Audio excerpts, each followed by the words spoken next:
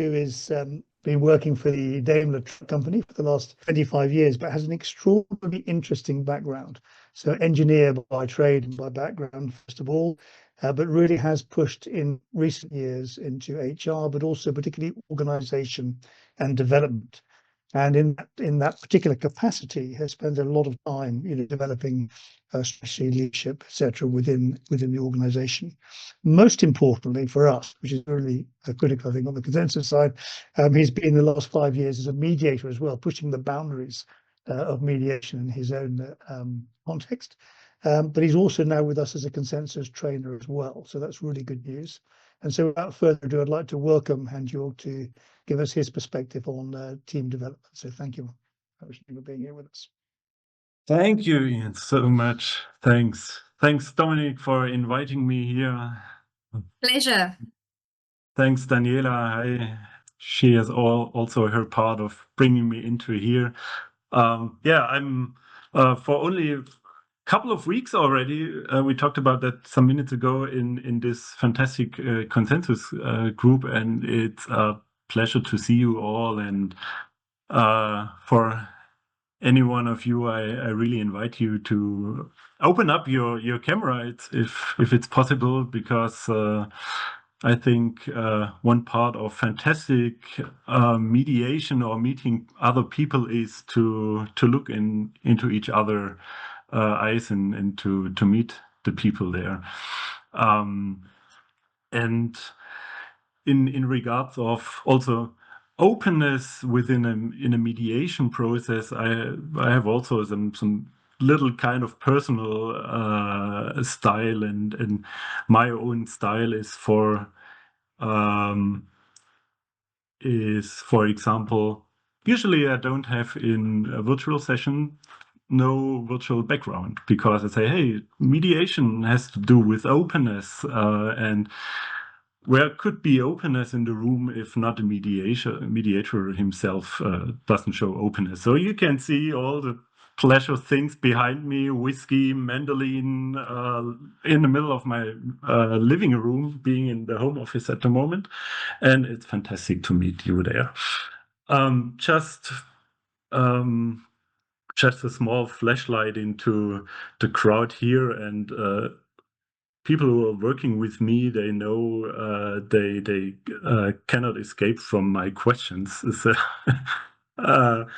So please, just a flashlight. Where are you at the moment? So from 3 to 5 people, and I see Brigitte smiling so nice for me. So Brigitte, where are you sitting at the moment? Which country or location? You're on mute. Hello, everyone. I'm located in Munich, and I'm really a beginner. I was this year in Sylt participating the economic mediation course. Come in this. I'm not practicing so far. And I'm practicing as well every day. So who else wants to tell where are you in the other corner of the world? I'll go next. My camera is on, but my screen is dark, so I don't think you can see me. And I can hear you. But you can hear me. Okay, so I'll fix the camera in a minute. So my name is Manuel. I am currently sitting in a Belgian basement, but I work in Berlin normally. And I finished the basic intensive mediation course last year, and I just submitted my simulation for to finish the certification, essentially, which was a sort of domestic dispute to be mediated. So I thought of, like, to make it simple, to not overcomplicate things if not necessary. But Nice. yeah, I'm looking forward to this, because this is more like there are more technical aspects to this. It can't just be like by feel. There's other technicalities to learn, so I'm looking forward to this. Yeah, thank you for the flashlight. Who thinks is most far away, sitting beside of Dominic from my location in Stuttgart? Who thinks is most far away? I think I. Hello. Bonjour. No one? Yeah, from Pakistan, Islamabad. Ah, that's far away. And I heard Yeah. a bonjour.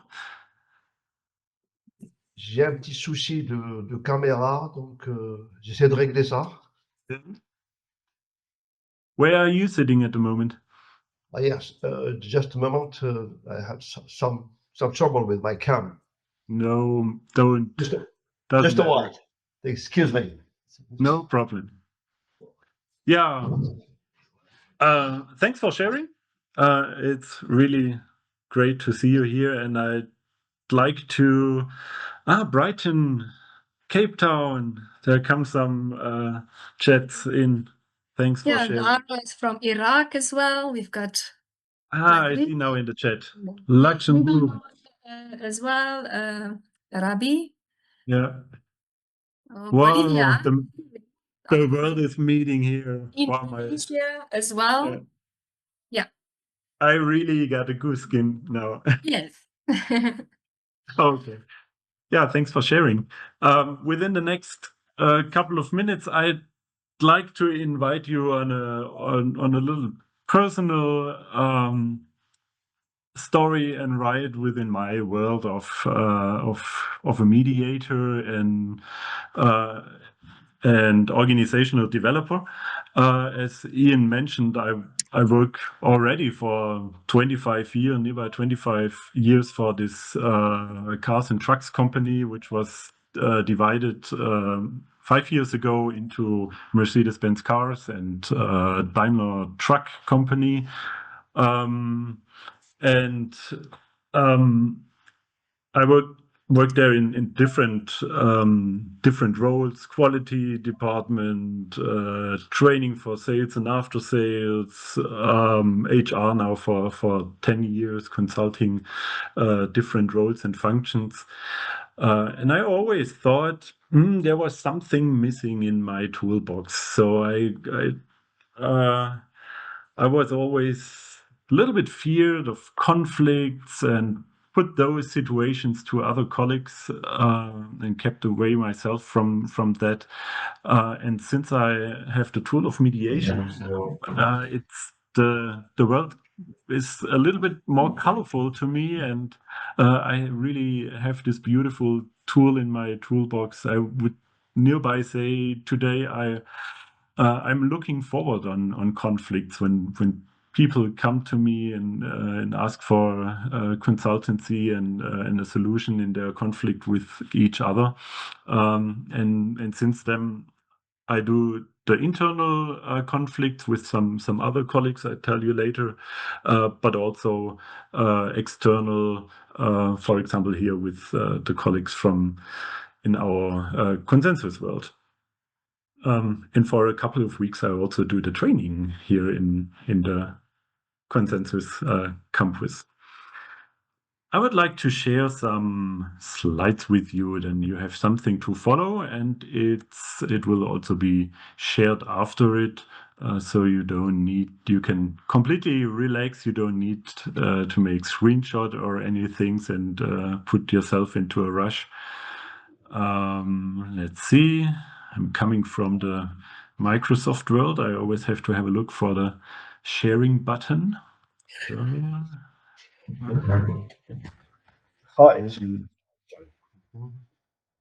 We could just ask everyone to have their speaker on mute, please. The microphone on mute. The microphone, sorry. Yes, have to close the microphone. Okay. Yeah. Fantastic Thank to you. hear your music in the background, but it's probably more convenient for the others. So good. Dominic, you can see the content of my screen. You're on mute, Dominic. Yes, I can see it, and it's full screen. That's perfect. Thank you. Wonderful. Good. So, yeah, today I speak to you in my internal role of being an organizational developer and mediator at the Daimler Truck HG. just as an overview, a lot of people, especially in Europe or Germany, they think about the Mercedes trucks, the Mercedes buses, but there are a huge, broad variety of trucks within our company. And I really love driving them. It's a fantastic feeling to drive a truck.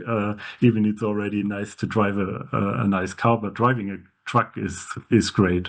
So we have therefore also a nice claim, which gives me also huge energy in daily work. This is, hey, for all who keep the world moving, and this is especially for internal conflicts very helpful to say in the end, hey, what is it good for? Why we solve this conflict here internal?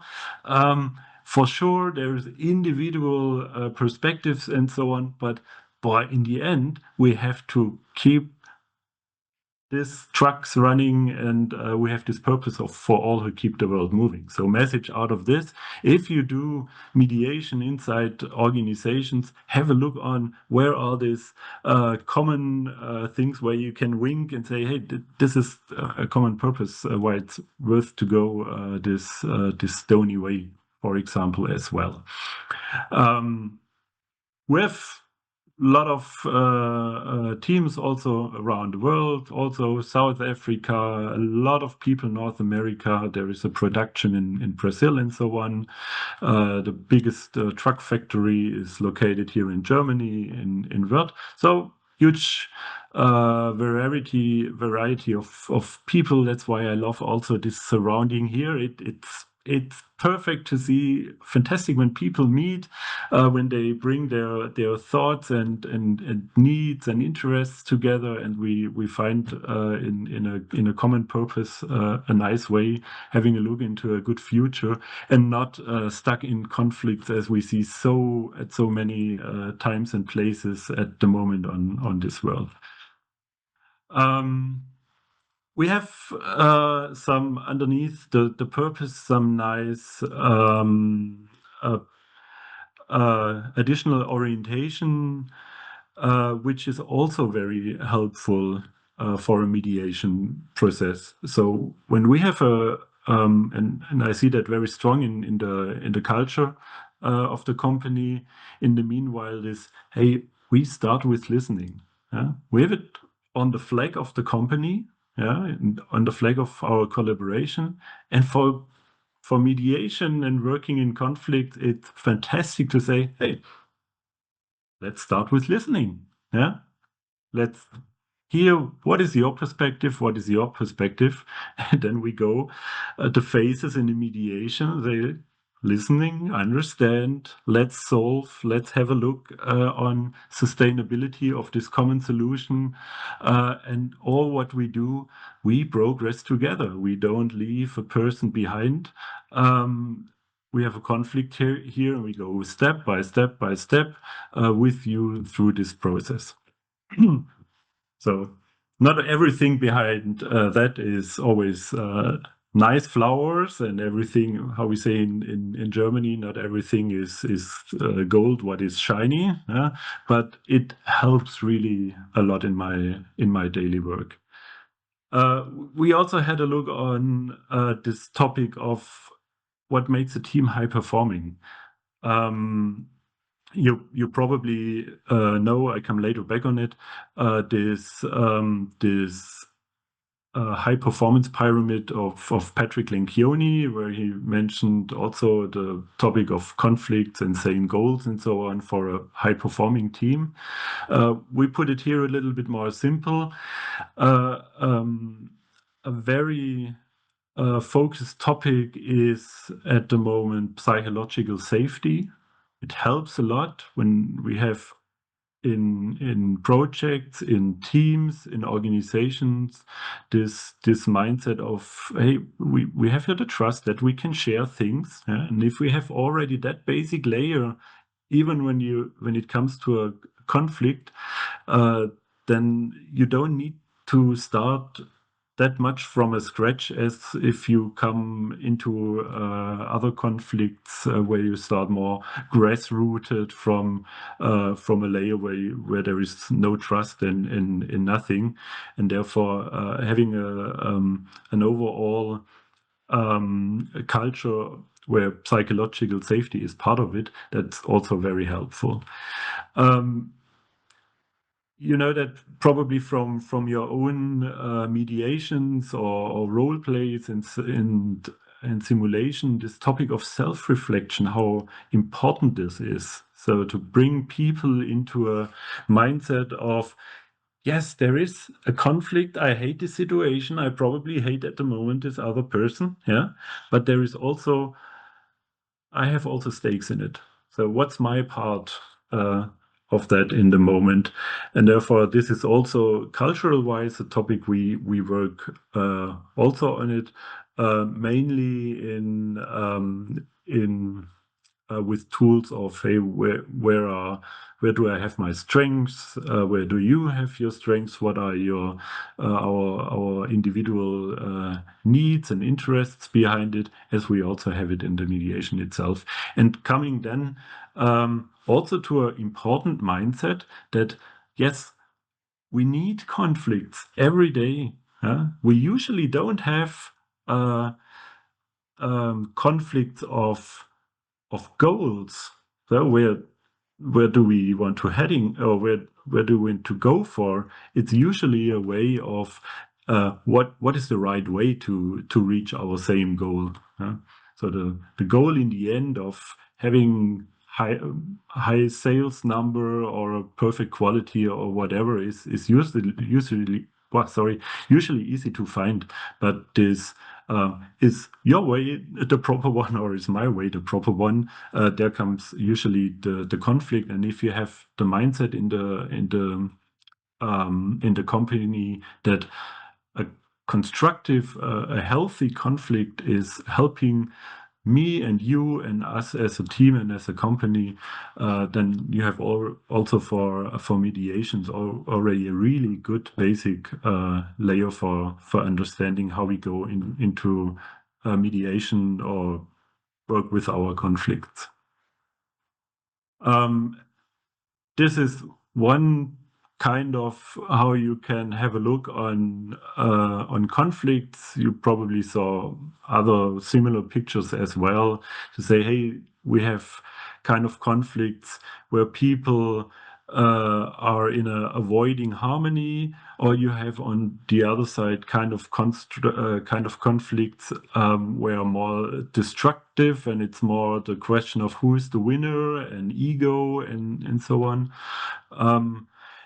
And if you have the right culture in a team, then it's fantastic to see how they can handle this sweet spot of a conflict, so that it's not about to avoid it, and it's not about to beat and bash each other, but it's a benefit for all that we go into this conflict. And if we go a little bit more to the right or to the left, then we have people at our side, a mediator or colleagues with a mediation mindset who can help us out of that. Yeah, this self-reflection I already mentioned. We have in the meanwhile also, for example, the tools for 360-degree feedback, which helps teams in the meanwhile very nice to reflect frequently about their interaction, and helps to avoid conflicts also already in the beginning, which is also very helpful in the work with conflicts and mediation, is this so-called great leadership behavior grid. This was set up about 5 years ago already, as well as you know it probably from your company or from other companies. It first started a little bit on the buzzword layer. They where people said, okay, nice wording, but the daily work looks a little bit different. But in the meanwhile, it's a fantastic tool to sort topics with people and sort out, hey, at that moment, what is it about to do now? Is it about that we need to first reflect and listen what is in it? Is it more, let's discuss where do we want to set a focus to generate the best performance out of it? Or is it something envision the future? Hey, today now we need to have a little bit creative and bring some horsepower on the road. And with a little fantasy, you might also see there that you can put the phases also of a mediation inside this grid, and use then already, and that's always my basic story, use existing tools in an organization as a helpful thing for solving a conflict. Having a little bit of look on what roles are in our company when it comes to conflict. You have always colleagues at your side. You know it from your own surrounding, probably. Those are usually those people you have first an exchange with. So, the other colleagues, he goes me on my nerves, pushing a button or whatever. So, in very often, they help already on solving a conflict, bringing people into discussion with each other, helps out with different perspectives and so on. For sure, there is the direct manager and supervisor, and this is in our understanding, especially from the HR role, always the first person where someone can go into contact with when there is a conflict. So this person should have the ability and the knowledge to give ideas, to reflect a little bit with the person and say, hey, okay, probably this is something I can help you, I can moderate you. This is something a little bit too big for me. Therefore, it's good to have this internal so-called social counseling role, which some people would a little bit compare sometimes like an internal therapist or coach. But in coming from the fact that situations and conflicts are so much different. Sometimes it's the HR manager, sometimes it's the project lead where the conflict comes to. Sometimes it's in my role that colleagues get in contact with me and say, hey, in our team, in our project, or with a colleague, there is a big conflict. And especially when it comes to high escalated already conflicts, there is also the Workers' Council, and it's really good or important for, especially in my role or in the role also for a supervisor, to have a good relationship also to the Workers' Council. So to see them in that moment not as a kind of an enemy, so the company against the Workers' Council, but here it's about to collaborate and find out what is needed to bring this conflict into a solution. For sure. Also myself, when I'm doing internal mediations, there is still this German mediation law. This German mediation law, which is important, but also, just as an example, the European Mediation Act, and I can't get out of that bubble. So I have to be very clear in my role to say, okay, today I'm not your colleague. Today I'm not the guy of organizational development here in this round. I'm not your coach. You called me or us in the role of a mediator, and that means everything what you tell me, I keep it as a secret. There is you can rely on high trust, and the room only leaves what you decide that it leaves. So that's usually very important in the internal role, because there can be, and I had it some weeks ago also, this idea of, yeah, there's guy coming from HR, and anyhow what he tells me or I tell him, especially, he writes it somewhere down, and it somehow later it appears again against me. So therefore, in my role, very important, be clear and transparent about in which role am I today to support you in your conflict. I put some notes, more or less as a, for me, theoretical background and layer of my behavior. So on one hand, when you have a look on organizations, they don't address things personally. They role, they structure expectations to people by roles. I have the role of organizational development. I have the role of a mediator.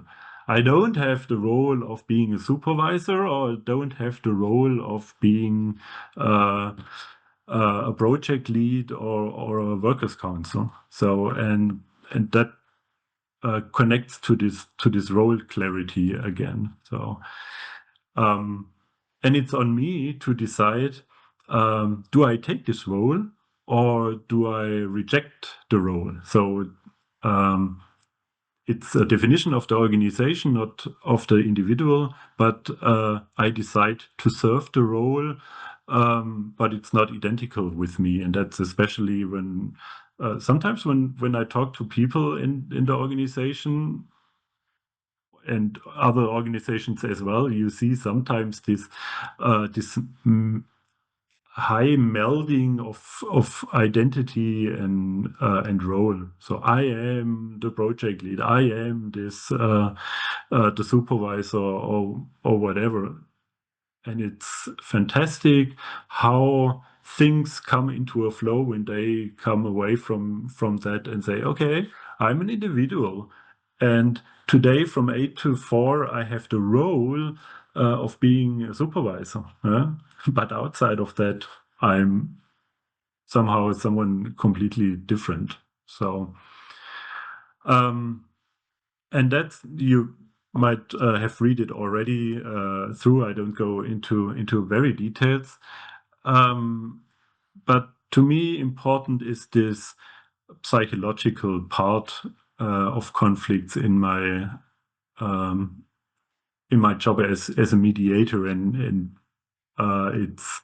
it's no rocket science. You know that from your daily work and from your role play, that it's usually not so much about the fact things. It's most about psychologic behind, and therefore this hypothesis. Yeah, we have to communicate with each other by clarifying expectations, roles, and responsibilities. And for us as a mediator, it's easy, it's natural, it's clear. But talking to the people who are in the conflict, it's usually, or more often, it's kind of yeah. I have to be clear about my own expectations. Usually, people are not so much clear of the expectations. They know what they don't want or what they want, but having a clarity of what is my role, what is my personal, what is my need, what I'm striving for. That's something usually I see that it's a bit hard work to come behind that. So, and therefore, also based on this topic of organizations and teams, they just collaborate when they have kind of structures. That leads me to the way of, in the end, you might have a solution for your conflict, but to have a sustainable conflict solution, you need kind of structures and formats like feedbacks, supervision, in this moment, the mediation, but also in the future, right after mediations, things like constant meetings where you don't talk only about technical things, but also the psychological things between you or within the team. I forgot to put myself a glass of water beside, so good. Also some theory which is to me important to reflect with my customers when they come to me and say, "Hey, HG, we need mediation." Then this is sometimes a little bit of some sorting criteria for myself, as I have that in mind, but also in the interaction with the manager or with the team lead, and say, I can give you some sorting criteria, and having a look on that, we can decide, is this process going more into the direction of a mediation, or is it more going into a topic of team development? As you also know from your experience, it's very often that team development has some little aspects of mediations, and a mediation has always also some kind of and hopefully some part of the solution is team development as well. And I don't go into details. I think you can read by yourself. You also know this Glaser steps, which is also to me a very helpful tool and an eye-opener in the interaction with my customers. You see, in my world, I work very often with the customer, very openly with the tools I use in the process as well. So it's not my hidden toolbox. I tell them in the same mindset of openness, hey, this is the tool I work with your team later, or with you and the conflict partner. Where do you see at the moment yourself in this conflict? Is it kind of more debating and light tension, or is it already in kind of limited distractions and so on? And that helps them in the end of the individual pre-talk say, now I know better, now I can sort it. And I would say this is already it's already a lose-lose situation. I think we need another tool here. We need some external powerful intervention first, and then probably we go into mediation. Or they say, that makes sense. I see there in this project already different coalitions, but we can already still talk with each other, and therefore HGU might be the right one who can mediate us through the process. So that's very helpful in the beginning to reflect that with my potential customer, and sometimes also within the mediation, where push the stop button or the pause button and say, let's reflect, where are you at the moment and what is needed.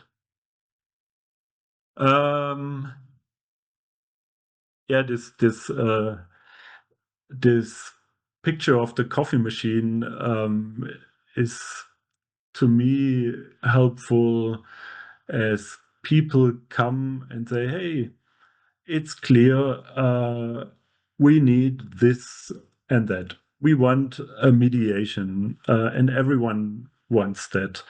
And you might know from another context this game of a pizza picture. When I tell you, hey, which pizza do you have at the moment in mind, then probably Dominic has some only cheese inside. Inside has probably I don't know, some meat on top of it. Yeah, and everyone is thinking we're talking of the same pizza. And the same is on when I talk with the customers and the mediation partners about what's inside the package of a mediation. Then it's really magic to see which first step we go forward when we have a clear same picture of what is mediation, or what is, for example, also a team development, and that clarity helps them usually very much in the process.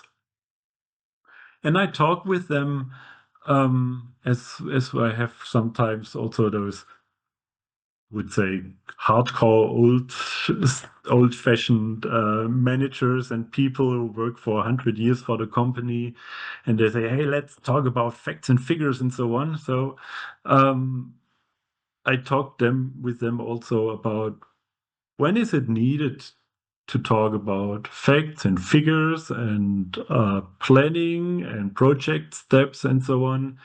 And when is it probably helpful to talk about, hey, is that a situation you were angry about?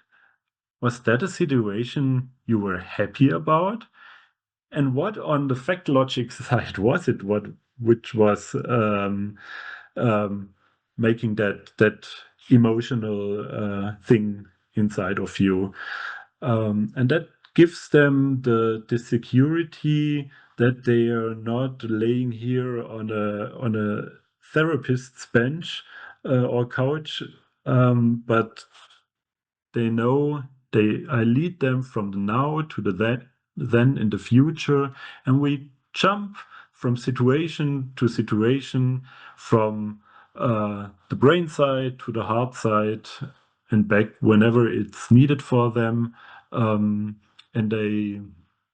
there becomes a little bit more easiness, and especially about the topic of openness in the mediation, to say, sometimes it's probably helpful to talk also about emotions in the mediation, because then my conflict partner can more understand why is it that so much important to me, and where does my conflict within that topic comes from. So that's also one of those really helping tools.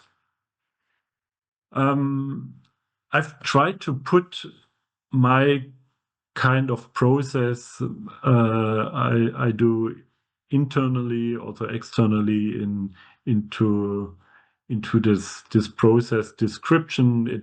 It follows, I think, usually the picture you have also from mediation. But usually the client is contacting me. It's usually a department head or a project head. And then especially when we have bigger groups, teams, collaboration people, then I set up first the information setup session where I tell them a little bit about what is mediation, or what is team development, to take away a bit this special ghost of mediation. What is it? Is it here putting down my trousers in front of everyone, or is it really helpful? So this information session, especially in big groups, helps them usually to go more lighter into a process. Then you know that from the standard process, we have the one-to-one sessions, identifying issues and pain points, where at the end of that session is the decision of the parties. Yes, mediation is the right tool for us, or probably it's helpful to have another tool, or probably I leave the company or job or whatever. So that in my world, I always speak of mediation only after this point where the people do the decision that they go into mediation. Everything before is only information and getting clarity about own topics and what do I want to bring into the mediation, and clarity about the process itself. So, and then we go the classic way of mediation, and sometimes we even bigger the group is. I ask them. Let's see. I ask them often the question, "Hey, do you have the feeling that this is the right scenery for your conflicts?" Yeah? Even bigger the group is, then even more little different conflicts are in the room, and it's so difficult to nail the pudding on the wall. And therefore, part of the pre-work is also to identify, hey, is there probably a conflict between you and your team lead? Is there another conflict where you have probably with yourself? Then you should go to a coach, yeah? or to a therapist. And what is exactly the right topic for the conflict within the conflict you have in this team? You want to talk about that. So, and that's why I have usually in big groups, I have kind of pre-mediations before, and then the solution within the big group is usually very much easier. And the rest is the same standard. I mentioned two tools I love to use in the team development as well in the team mediation, and this is the old-fashioned, but I love it very much, the team clock of Tuckman, which gives the conflict partners an idea where are they in the team development process, and to give them the understanding, this conflict we are in, if we understand it as a healthy conflict, it's just part of the team development. We have to run through it. We have to solve this topic, and then we know about how to collaborate and work with each other in the norming before we can go into performing. And it's just natural to have this phase. And the second one is to discuss and sort with them with these 5 dysfunctions of a team from Patrick Lencioni. I really can just say, read this book. I love it. Where does our and my conflict issue fit in? So is it a topic of trust, what we have in here? So do I don't even dare to bring things here into the bigger meadow? Do we have an understanding of healthy conflicts, or do we avoid conflict sometimes? Is it that where the problem come from? Is it that we have unsharpness in our topics and we don't have clarity on commitment? Don't we give us the allowance to also tell each other, hey, you have a job to do, I don't see the result. So this each another's accountability. Or do we even go and work into different directions? Have we a different understanding of how to go where, or what are our common goals? And this sorting helps sometimes especially in the beginning of what are the topics we are discussing about and what is the target of our mediation, to find a little bit more clarity. And to me, that's coming back to my own mindset, also a topic of where do I observe fear and how can I bring in hope in the process? I usually have, so it's on my personality profile, also on the very top, positivity. So that's my buy-in into a group. Say, hey, I hope I can give you most positivity, hope, and help you to eliminate the fear in the process. And if I see that this doesn't fit in terms of me as a mediator, and there is too much negative energy also in the room, then it comes to one of the basic elements of the especially German mediation law. Do I fit as a mediator also in this group or in this kind of a conflict? So I always have a very close look on, do we have a basic hoping mindset in our process, or is there too much fear that we lose something? And as a technical thing, how I handle this is usually during the phase where we talk about the topics and the contract of the mediation. How high is your trust that we come to a solution in regards of those topics? And they usually say, my trust is 60%, 80%, whatever. If they tell me, hey, my trust is only 20%, that means that they have 80% mistrust that the energy invested here is just gone after the session and there will be no solution. Then I usually first try to work with them on it has the target and the topics probably the right size for the mediation or the team development as well, to bring them in a higher feeling of trust. So in the end, we don't need to be best friends and buddies after this mediation. There is my trust only 20% that we reached that. But when we talk about the topic, what does it need? So we want to work professional way with each other, and what does it need for you and me to have clarity what means professional? Then immediately the trust in the process is higher, and say, okay, friends is too much. But professional working, and what does it mean?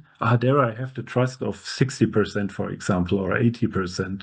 And then you can work with the people, and you have a basic layer of hope in the process, which I especially need as a very positive mediator that I can bring into my energy.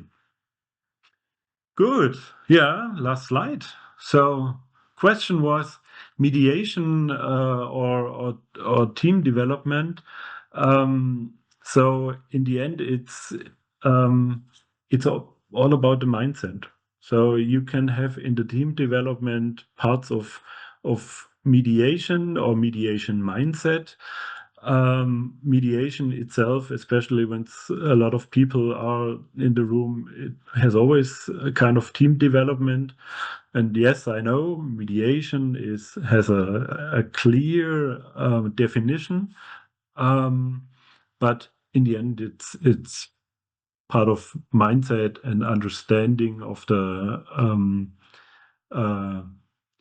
spirit of mediation itself. So, and therefore, as for mediation itself and the reason of mediation, especially for that question, it means the same between right and wrong, black or white, up and down. There is a land where we meet, even with mediation or team development. Thank you so much.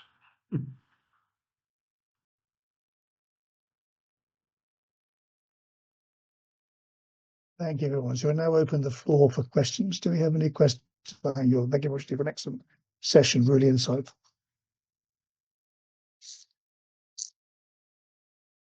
Yeah, Zara. Thank you, Ian. Hello, everyone. Thank you for like a beautiful webinar. I have a question regarding something you mentioned about HR or some individuals in the company or in organization performing kind of a mediator role. So this sparked my interest when, like in your experience, is it feasible or practical that such a designated person or a mediator to be available in the workplace and just step in and like informally during casual discussions or emerging tensions, like, you know, for instance, like the coffee machine moment, and help maintain constructive communication and prevent conflicts from escalating? Because in the world, there's stakeholder-oriented organizations or companies and shareholder ones, like the Anglo-American approach. And one time I had this like client saying that they don't trust HR or because their loyalty lie in to the corporation and they're not very impartial individuals. So how would you say, is it practical or is it like these people cannot be mediators or help be neutral? My answer would be yes.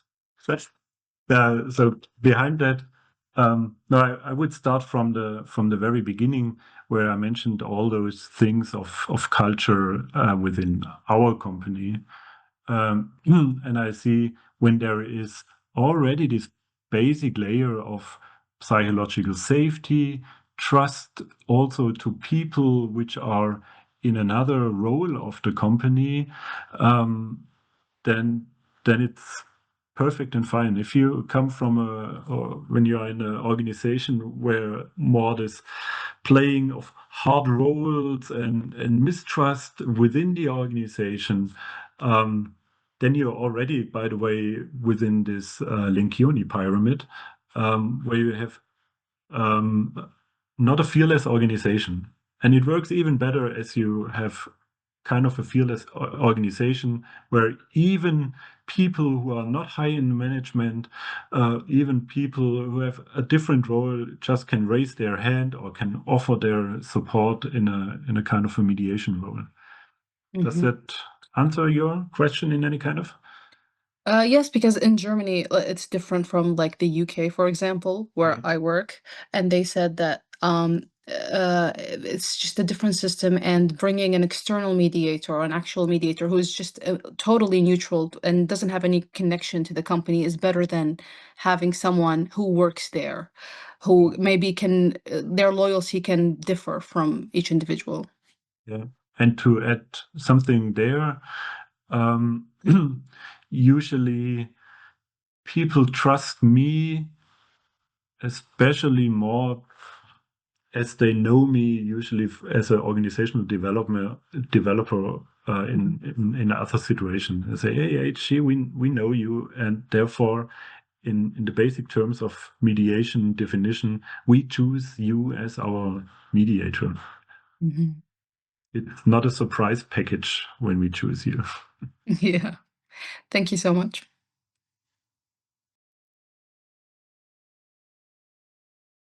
Any more questions? Or a comment. Yes, I don't know if did I raise my hand? No, Bettina first. Sorry, I'll raise my hand later. No, please go ahead. Actually, it's quite noisy where I am. I hope you guys can hear me because I'm in a public cafe. Very well. But if you want to Okay, ask your question, go ahead. That's fine. No. I'll ask mine later. I actually really didn't. Thank you so much. I was going to say just thank you so much for this wonderful presentation. I am running my own little company with 20 people. And I have to say that I came to mediation because of that, because I had to be a mediator many times within the company without even wanting to be, but just because, and I thought it was very interesting how you just answered the question before, that it's actually a matter of trust, because I felt that as well, because I was actually the head, like the managing director, and I still could be the mediator between some conflicts within the company. But I would, in a big organization as Daimler, I would have also thought that maybe there's differences in conflicts where you would bring in people from outside as for the neutrality and also the confidentiality, all these things that are coming to mediation. I thought it was very interesting that you say that even those big companies actually have mediators inside. But from your experiences, does it happen sometimes that there's an outside mediator coming to be brought in? If it doesn't work, if you feel like that somebody doesn't have the trust? I would say one example, but it's already kind of 10 years old, when trucks and cars was one Daimler company. Then the board of management, they decided to take a mediator from outside, because then there's really kind of there is someone from somewhere in the organization, a little small light. Do we really trust in the ability of that person, or do we prefer to take a mediator who has a kind of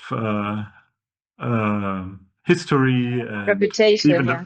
the reputation, and even the price is very high, so that gives us the feeling that we got a better solution of that. Yeah. Thank you so much for this. Looking forward to the slide.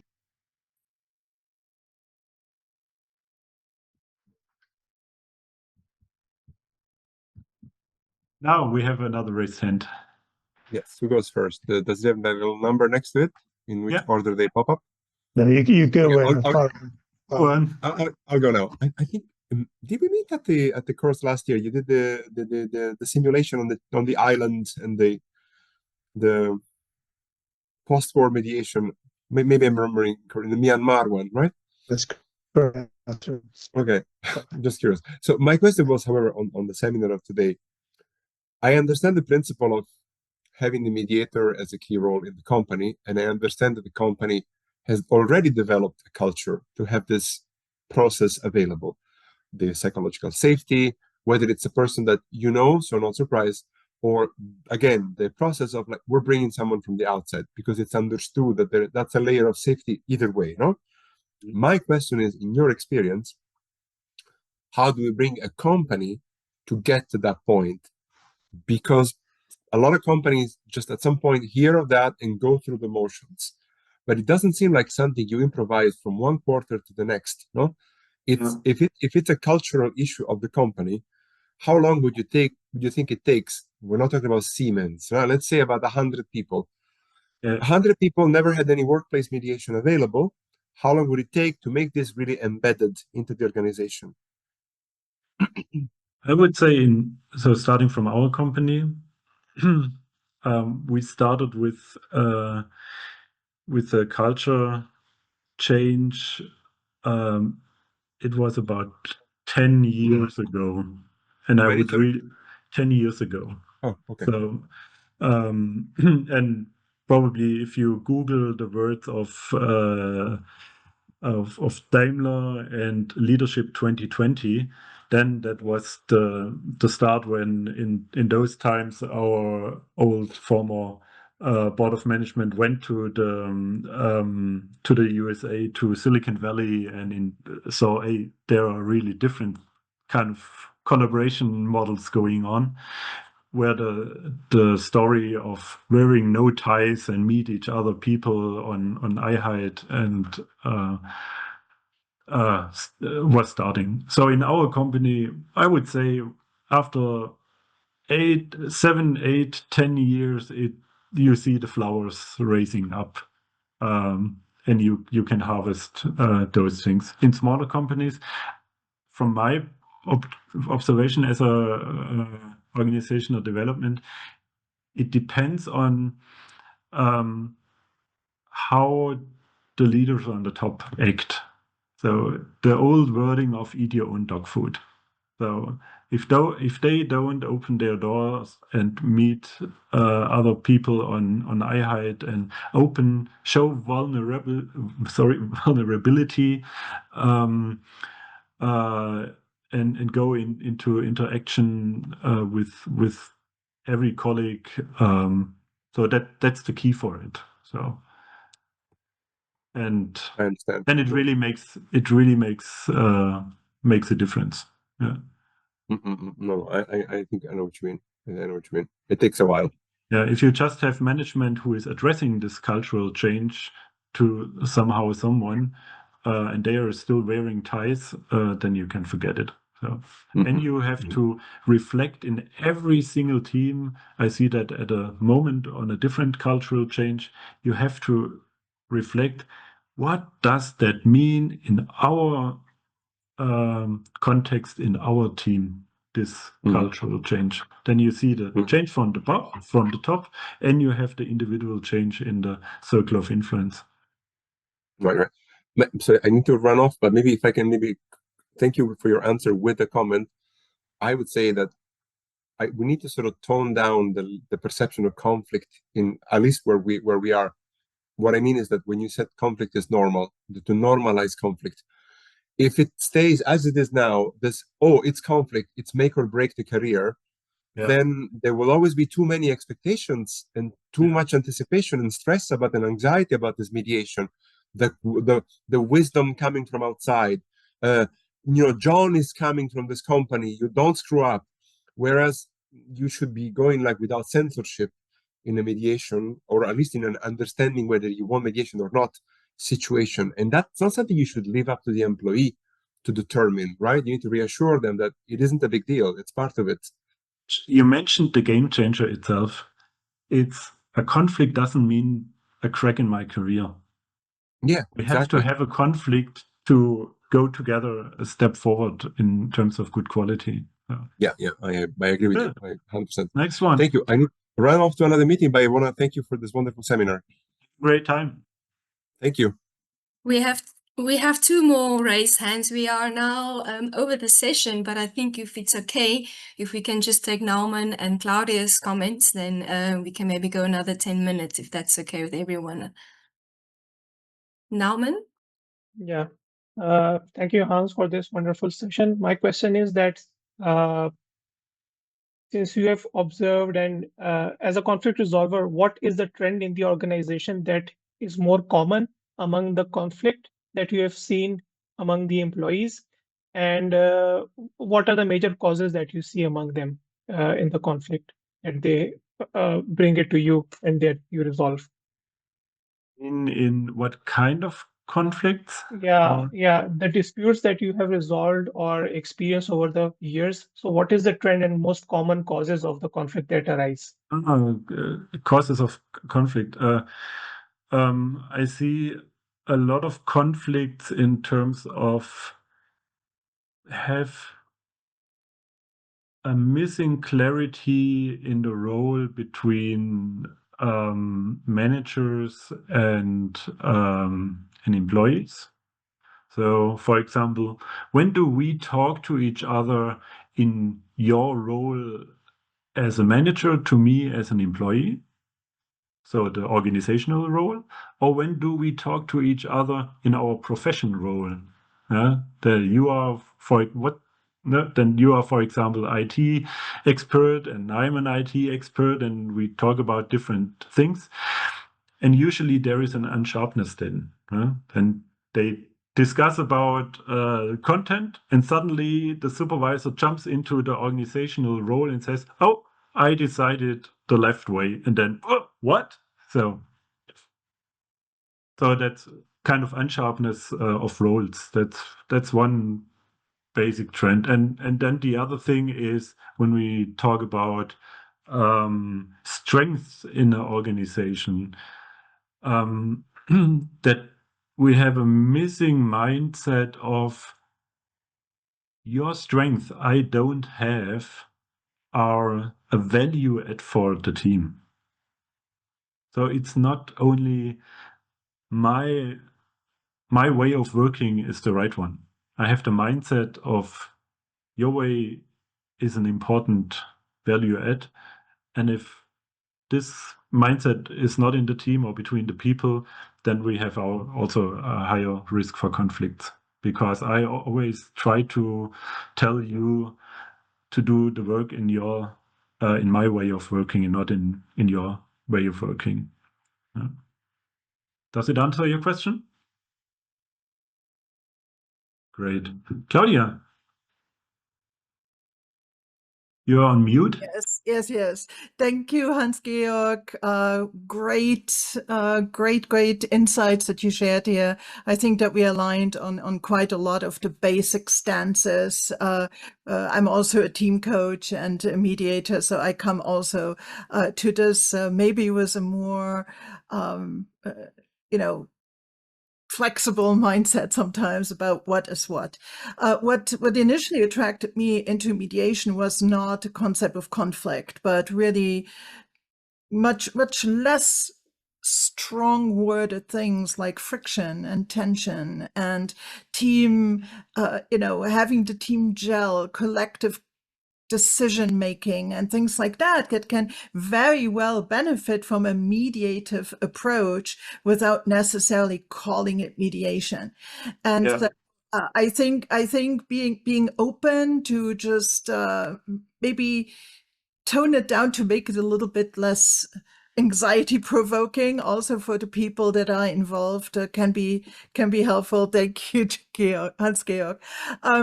The other thing that I really appreciated was this internal versus external roles.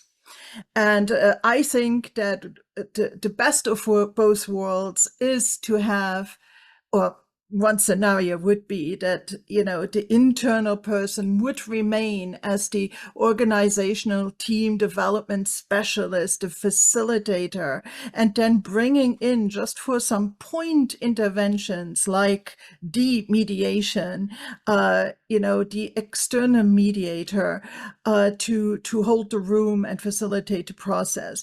It can become very confusing when one person wears multiple hats, and not confusing necessarily for us because we can step into a posture the way that we need to, but for our clients, for the teams. Okay. Yeah. It's like, oh, so yesterday he wanted me to work with him and say something and now I'm not allowed to, or yeah. So it's can be very confusing, and frankly, we do not need layers of confusion. Yeah. To the stress already of the situation. So just like team coaches very often co-coach, I think that finding the right balance here to have a beautiful choreography and supplement each other might be a very interesting way to go. So Yeah. Totally agree in everything you say. Yeah, without stepping on each other's feet, right? Yeah. I mean, everybody brings their value in their capacity. Yeah. And by the way, that was the point I say. I'm from that point your mediator when you decided to go into a mediation in the step where my clients say, I even don't know what is mediation and internal or external. I am the guy who helped to sort them and to find clarity in this internal mediation of different voices. So that there I see my role. Yeah. Thank you so much. You're welcome. So we are already melting away, Dominika. Yes, thank you so much for everyone and for joining us today. And of course, a special thank you to you, Hans-Georg, for sharing your time, your experience and valuable insights, also with your practical examples and thoughtful reflections, but also to our participants for your engagement, your questions, and for your presence. So we hope this is new perspectives and inspirations. And of course, as always, keep an eye open on our website for IMC, but also Consensus Campus for future webinars. And I would like to close the session and wish you all a lovely weekend and a happy Friday. Thank you all for being here today.